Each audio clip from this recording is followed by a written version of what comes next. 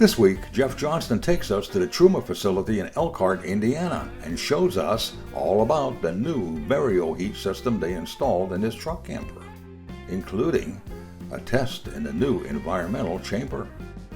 Then, Kate Dunbar, the Campground Gourmet, shows us items she would never do without in her RV kitchen. Also, one of the most important things to take care of in your RV is the roof.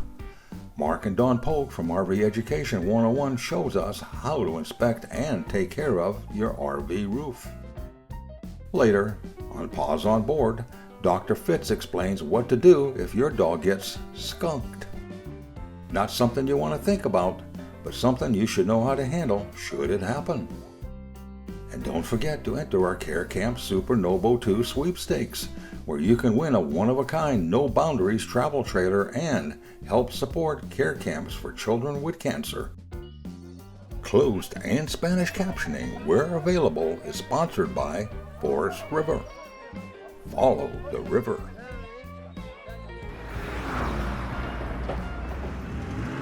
Greetings, I'm Jeff Johnston for Rollin on TV. When we started to spec out our new Palomino camper, filling out all the blanks on the ordering sheet, we knew that there were a few items that we could improve on that normally come from the factory. Item number one on our list was the furnace. And in this case, the new Truma VarioHeat furnace is a high-tech alternative to the factory equipment. Now, the only thing that gives you a clue on the outside that there's something different going on is the combined air intake and exhaust port. And it's made out of plastic. Part of it is anyway, and the reason they can do that is because it's a testimony to the VarioHeat's efficiency. Most of the heat is going inside the living space where it belongs. Very little of the combustion heat is coming out through the exhaust. We met up with Truma's Jonathan Ellis at the Truma headquarters, and he told us what the VarioHeat was all about. Yeah, this is our compact furnace offering for the North American RV market. It's 11,500 BTUs and is propane fired. Don't let the BTUs scare you away. It operates very similar. It's about a 20,000 BTU furnace. Oh boy. Reason being, it's very efficient. So about 90% efficiency, and that 11,500 BTUs, it's not just our input BTUs, it's actually our output BTUs. Oh, okay. So we actually measure that a little bit differently than our competitor. Okay, very cool. And I understand that it's the efficiency, what we expect out of a contemporary design product. It's very efficient for electricity and propane use. Yep, it is. Yeah. So on propane usage, it's around 90% efficient. Wow. Compare that to your typical North American RV furnace in the high 60s.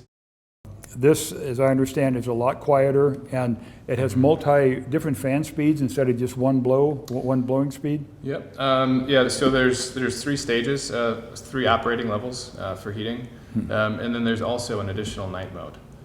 So when it's in night mode, it's actually going to maintain very quiet level, and that's generally used, once you're up to temperature, and just to maintain, and it's not going to have any of those big noisy. It's firing Kick up, in and then you're hearing it, and you wake up at 2 a.m. Yeah, the dragon comes on, and then it comes on again at 4 yeah. a.m. and it's none of that. It's going to be a nice consistent sound, but also very quiet. And one other item about this that matters is it's really lightweight. Yeah. Compared to, I don't know what the other furnaces on the market weigh, but this is something that if weight is seriously a concern for a smaller vehicle, this is a great option.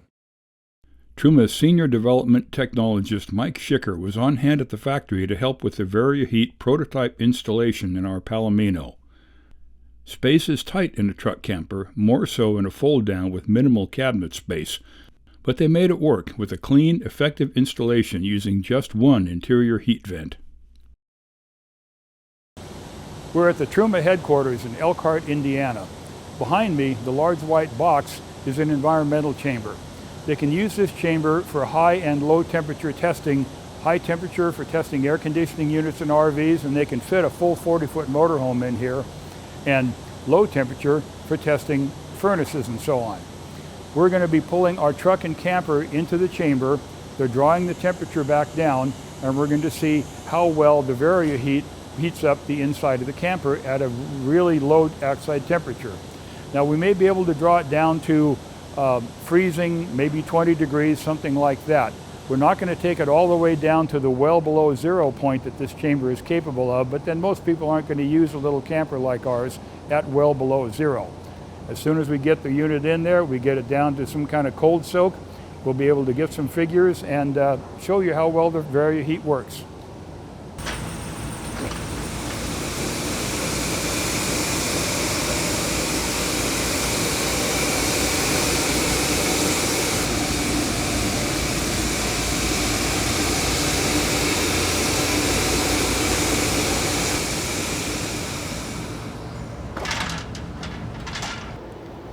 We're inside the environment chamber here at Truma, where we're drawing the temperature down for the truck and camper. After it's down to a certain point, we'll go inside, fire up the VarioHeat, and take some measurements to see how long it takes to bring it up to a comfortable point. Wireless temperature and humidity monitors were positioned in several spots inside and outside the camper. All right, so the highlighted sensors here are the sensors we have inside the RV.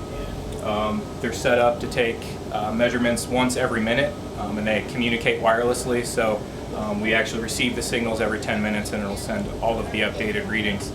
So right now these sensors are reading about between 45 degrees and 47 degrees Fahrenheit. Okay, so after about 15 minutes, the temperature has risen to about 72 degrees Fahrenheit inside. It started out about 45 degrees Fahrenheit, so after 15 minutes we're seeing a delta in the temperature of about 27 degrees, and obviously it'll keep heating up as we run it longer. The temperature outdoors in the environmental test chamber is now down to about 32 degrees approximately. Here inside the camper, the VarioHeat has been running for about 40 or 45 minutes, and it's anywhere between 75 to 80 degrees approximately. That's somewhat warmer than most people are going to have the inside of their living space on a regular basis. But it just goes to show it pulled it up from that freezing point fairly quickly. And it's also fairly quiet. And right now, the VarioHeat runs on about 3 different heating or fan speed levels. Right now, it's running at the highest speed. We kicked it up on the thermostat to be able to illustrate this is as noisy as it's going to be. Usually, especially at night in the night mode, when it runs a little bit slower and quieter, it's not going to be waking us up when we're trying to sleep up here. Sounds pretty efficient. It feels good. It smells good in here. We don't have any of that new furnace, burning smell that you get in some vehicles or some furnaces when you first start them up. So we'd say the VarioHeat is a success and highly recommended. To learn more about the VarioHeat, log on to our website at rollinontv.com.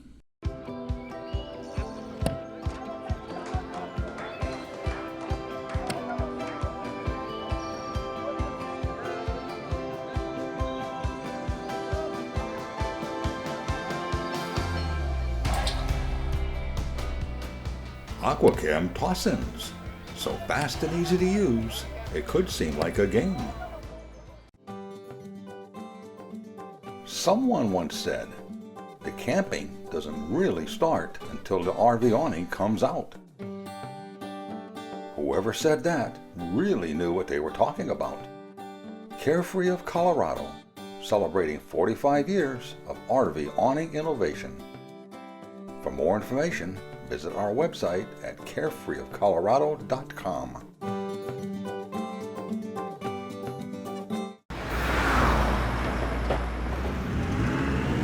Hi everyone, I'm Kate Dunbar, the creator of the Campground Gourmet website and cookbook for Rollin on TV. Today I'm here camping in beautiful Texas, and I thought I'd come to you and show you some tools that I would never leave home without, and hopefully they might make it on your list too. So let's get right to it. The first one is a knife sharpener. Of all the things that we always forget whenever we're camping, it's to sharpen our knives.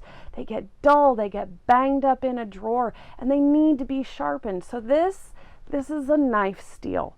This is also a knife sharpener. So either or, this is what you want to carry with you so you can keep your knives perfectly sharp for slicing through meat and vegetables or fish. My knives are right over here, back behind me on the magnetic strip behind my stove. That's where they stay. I know they're there. After I finish washing them up, I sharpen them really quick and then pop them right back up on there so they're ready to roll for the next use.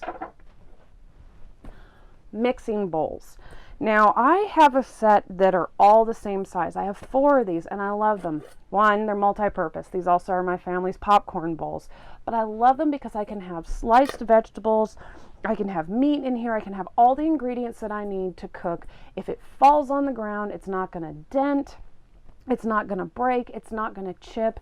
They're fantastic. I can fill a bunch of things with it, and I can cover it up and keep it in my fridge or keep it in my ice chest. So a good set of metal bowls is essential. Next to those essential bowls is something that I think a lot of people forget or they misplace, and it always seems to be the cover to any of their bowls. I don't know about you, but I lose mine all the time. That's why I found these. These are silicone lids, and all you do is just hold it on one side. I'm going to do this one-handed so you never know how that's going to go. And you just stretch it right over the bowl and you just go around. Just like this, just pulling it right around the bowl. And they're great because they stretch to all sizes. And look, totally covers it. You could have a bunch of berries in here. You could have some cut vegetables. You could even have stew meat in here before you do a Dutch oven meal. These are fantastic. The silicone lids, they'll save you. And the final one, this is something that I think is absolutely essential, and it's a really good set of measuring cups. We all need to measure out ingredients, whether it's pancake mix or milk or oil or salad dressing or something like that. OXO puts out a fantastic product. These are the cylinders, and there's measurements on the side, and you can easily read it when you're pouring into the container.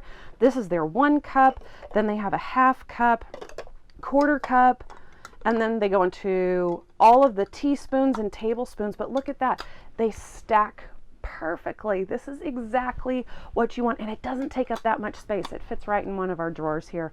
And if you really want a good size measuring cup, they have those too. And even better, you can read the measurement right on the inside. So as you have this on your counter, you can just look inside and you can pour your liquid into it, and you won't worry about adding too much or too little because you can see the exact measurement on there. So those are 5 tools that I like to use when I'm here camping, and I'm gonna go get to cooking. I've got to go prep some vegetables and put them in those metal bowls and get them outside and get them on the grill. So again, I'm Kate Dunbar, the Campground Gourmet for Rollin on TV. I'll see you soon. Bye. Win this 2021 Super Nobo 2.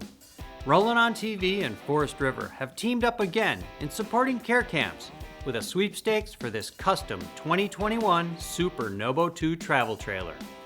Don't pass up this opportunity to support care camps, which are special oncology camps for children with cancer that allows these deserving children the chance to enjoy life in the great outdoors and just be kids. By supporting care camps, you also get the chance to win this awesome one-of-a-kind Super Nobo 2.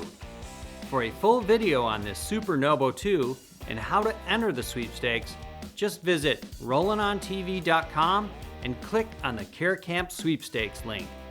By the way, that beautiful Advanced Elements kayak you see with the Nobo is one of the fun RV toys included in the sweepstakes package. I'd say it's time to log on to rollinontv.com and enter the sweepstakes soon.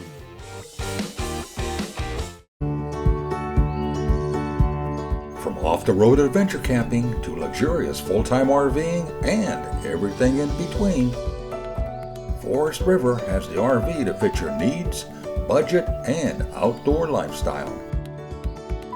To see our full line of trailers and motorhomes, visit forestriverinc.com. Forest River. Begin the journey. At Norcol, we realize that some of your favorite RV destinations are off the grid. And Norcol refrigerators are uniquely designed with that RV experience in mind. We call it Freedom Unplugged. To learn more about our Norcol RV refrigerator line or to find a dealer near you, visit our website at norcol.com. Water damage is one of the biggest problems RV owners are confronted with, and the RV roof is where most of the water damage happens. Lots of RV owners never go up on the roof of their RV, and that's okay as long as you have somebody periodically cleaning the roof and inspecting all the seams and sealants. Today we want to show you what you can do to maintain the roof of your RV. Safety first. Be extremely careful whenever you are working on your RV roof. When you clean the roof, the surface is slippery and there are lots of obstacles you can trip over. Keeping debris like leaves, tree sap, and branches off the roof will help extend the life of the roofing material. If possible, try to avoid parking the RV under trees. The sun and UV rays can also damage components and sealants on the RV roof, especially over time. If your RV is not stored inside a building or under some type of shelter, you may want to consider purchasing a cover for the RV when it's in storage. Cleaning the RV roof. If the RV roofing material is rubber or vinyl, do not use any cleaners or conditioners that contain petroleum solvents, harsh abrasives, or citrus ingredients. Most manufacturers recommend products to use when you clean the roof surface. Usually, a medium bristle brush and a non-abrasive cleaner will do the job.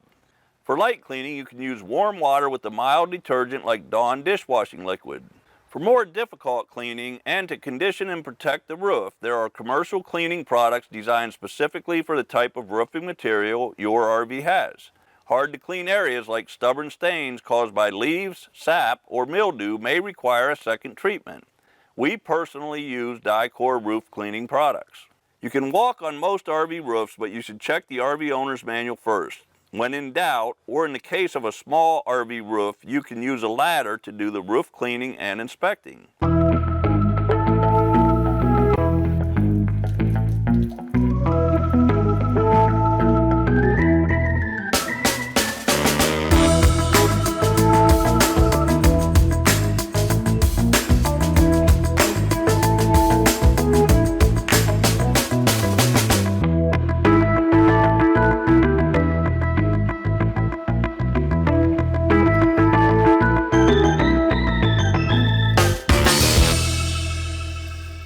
On larger RVs, it's easier to work directly on the RV roof. Start at the front of the roof and work your way to the back. Keep in mind that the roof surface can be extremely slippery when using soap and water. Also, pay attention to obstacles on the roof like air conditioners and vents protruding from the surface.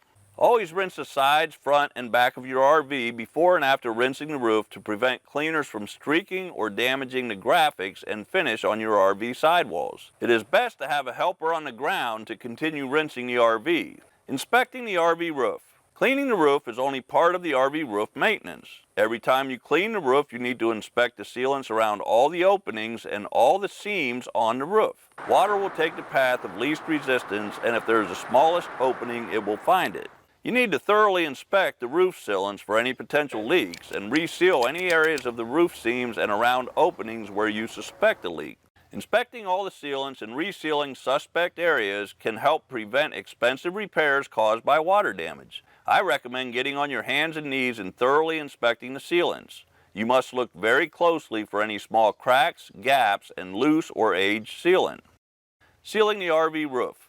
If you identify any seams or sealants that could potentially leak, it is important to use the proper type of sealant to make the required repairs. The wrong type of sealant can damage the roofing material, not seal properly, and possibly void the manufacturer's warranty. Consult the owner's manual or an authorized RV service facility for the type of sealant to use. If you identify any water damage to the structure of the RV during your routine inspections, have it repaired immediately. Make sure the roof is clean and dry where you plan to reseal the roof, and use a caulking gun to run a bead of caulk wherever you suspect a potential leak. RV 101 tip. You can use denatured alcohol on a clean rag to clean and prep the area prior to resealing. Do not saturate the roofing material with the alcohol.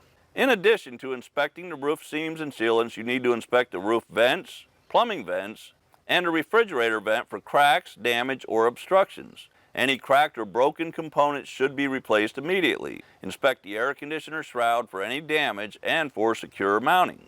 To help protect the roof vents and to use the vents in any type of weather, I recommend installing vent covers over the roof vents. They are inexpensive and easy to install. If you have vent covers installed over the roof vents, you can leave the vents cracked open during storage for circulation and cross ventilation in the RV's interior. If you are not comfortable installing the roof vents, have the work done by a reputable RV service facility. If you are not comfortable with the idea of working on the RV roof, make an appointment with your local RV dealer to have the work done. Remember, routine cleaning, inspecting, and resealing your RV roof can add years to the life of the RV roof and help prevent costly repairs caused by water damage. To learn more about using and maintaining your RV, visit RVOnlineTraining.com. Happy camping.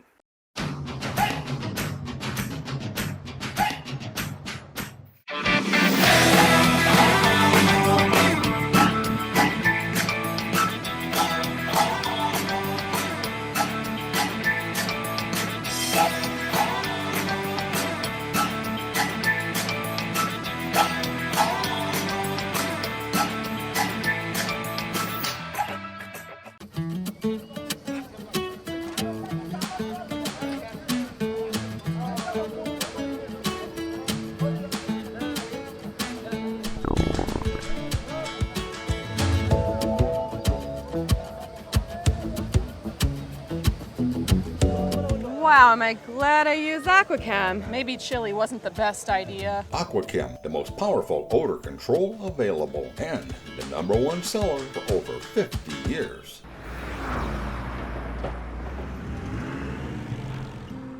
Welcome to Rollin on TV's Paws on Board. I'm Dr. Fitz, and this is Champ. Today we're addressing an issue that many RVers face: what to do if your dog encounters a skunk. Although we hope it'll never happen to us, dogs will generally get skunked at the most inconvenient times. Your dog may encounter a skunk in the evening time at home, as skunks tend to be most active at night. Campgrounds are also super common areas for skunk encounters, as they're usually near the skunk's home environment and provide an ample opportunity for an evening snack. The most common side effect of being sprayed by a skunk is, of course, the smell. But did you know that the spray can actually be dangerous to your pet? If your dog was sprayed in the face, it can lead to severe eye irritation and drooling due to the poor taste. You may see your pet's eyes become red and swollen, and they may vomit and drool due to the spray in their mouth. If this happens, you can rinse your pet's eyes with a saline eye wash if available, or clean room temperature tap water. Rinse out their mouth with water as well. If this does not provide relief, your pet should be taken to a veterinarian for assessment. If enough of the spray was ingested, it can sometimes lead to anemia or decreased red blood cells, as the spray can be toxic. This is uncommon, but if your pet is lethargic or weak with pale gums, get them to a veterinarian right away. So what's the best way to rid your dog of the horrible skunky smell? Many of you have probably heard of using tomato juice, but this method is not very effective. You would need gallons of tomato juice, multiple baths. It would likely end up with a red dog in the end, probably like the Champ here. So that's not working. An easier method is to use about a quart of hydrogen peroxide, a 1/4 cup of baking soda, and a few tablespoons of a gentle dish soap. Make up the mixture as needed. It should not be stored for later use. Use the mixture to bathe your pet, but take care to avoid their eyes and mouth. You can bathe them with a pet shampoo afterwards to improve the smell even further. Just make sure that you dry your pet well and put them in a warm environment after bathing. The final consideration you should have if your pet encounters a skunk is rabies. In the US, skunks carry rabies.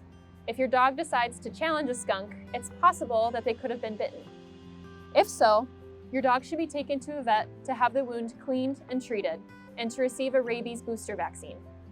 Always make sure that your pet is up to date on their rabies vaccine prior to travel to reduce the risk of illness. Good job. For more information about traveling safely with your pets, visit RollinOnTV.com. Tune in next time for more pet health information. I'm Dr. Fitz, and this is Champ. Thanks for watching Paws on Board. What's that? Oh yeah, good boy. Yes. For additional information on anything featured on this week's show, along with additional stories, videos, and information about RVs, camping, and the RV lifestyle, along with the latest news and trends, be sure to visit our website at RollinOnTV.com. As usual, this has been another fun production.